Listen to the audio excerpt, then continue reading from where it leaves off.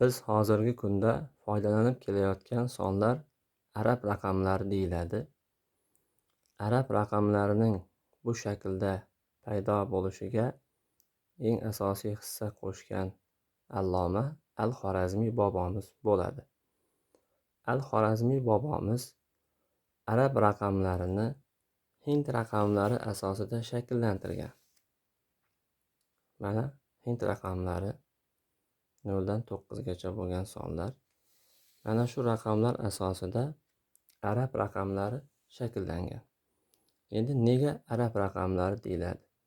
Chunki al-Xorazmiy bobomiz yashagan davr arab xalifaligi davri hisoblanadi.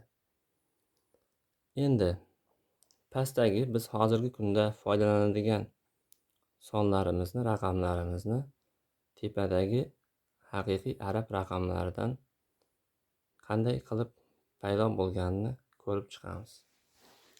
Demak, 0 raqami dastlab nuqta shaklida bo'lgan, keyinchalik mana shu shaklga kelgan.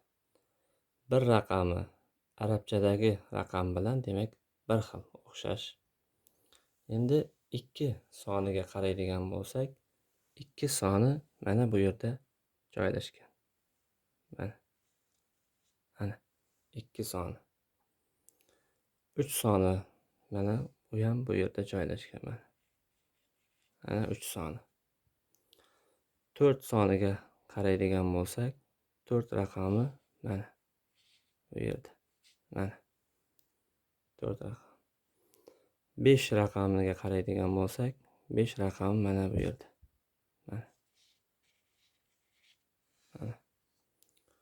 6 raqami.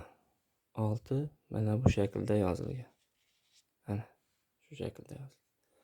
7 raqami ham demak qaraydigan bo'lsak, ana shu shaklda, lekin buni mana bu tomonga buramiz. Mana 7 ga o'xshaydi.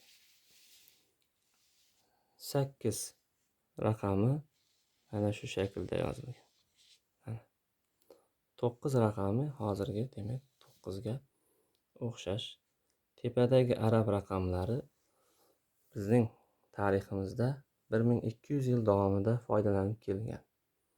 Hozirgi kunda arab davlatlarida ham bu raqamni foydalanishadi.